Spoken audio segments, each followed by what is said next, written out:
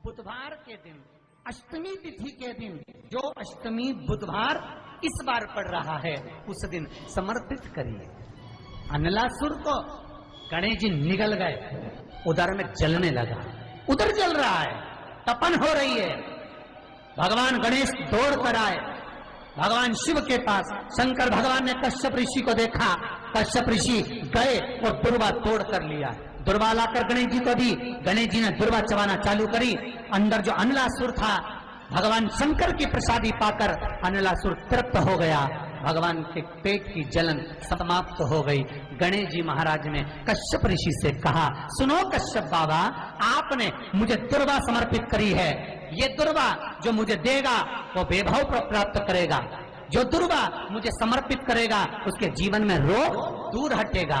शंकर भगवान कहते हैं, गणेश ये दुर्वा बुधवार के दिन, अष्टमी तिथि के दिन, जो अष्टमी बुधवार इस बार पड़ रहा है, उस दिन समर्पित करिए। इस दुर्वा का अलग अलग महत्व है। कुएं के पास की सफेद दुर्वा, यदि 41 दुर्वा प्रत्येक बुधवार को गांठ लगाकर गणेश जी को समर्पित कर कर वापिस उठाकर उस दुर्वा को खाली पेट, आपके घर में भी गणेश जी होंगे, उनको समर्पित करो। खाली पेट इस दुर्वा को केवल चबा चबा कर खा लो और आधे घंटे बाद पानी को पी लो। बुधवार की बुधवार 5 बुधवार करना, गणेश जी को चढ़ाना, सफेद दुर्वा को गणेश जी को समर्पित कर कर चबा चबा कर खाना। उदर की प्रॉब्लम, जो भी मसा आदि की प्रॉब्लम होती है, उदर से जुड़ी हुई होती है, जिस चीज से जुड़ी होगी, पेट की जितनी प्रॉब्लम होगी, आपको जितनी भी प्रॉब्लम होगी, वो सारी 5 बुधवार करना, छठे बुधवार को जरूरत ही नहीं पड़ेगी, जितनी भी प्रॉब्लम हो पेट से।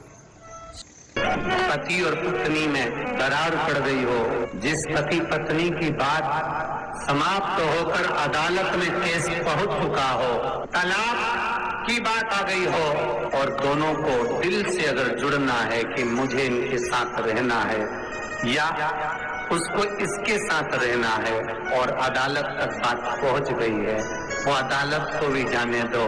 केवल आप बुधवार की अष्टमी के दिन जो आने वाली है, बुधवार के दिन, बुधवार की अष्टमी के दिन महाराज भगवान शंकर का शिवलिंग बेलपत्री के पेड़ के नीचे बनाना, साथ में गोबर के विनायक बनाना, गोबर का गणेश, और गोबर का गणेश बनाकर एक छोटी सी पिंडी जैसी माता जगदम्बा के लिए एक ढेली रख देना, गोबर की, मिट्टी या गोबर।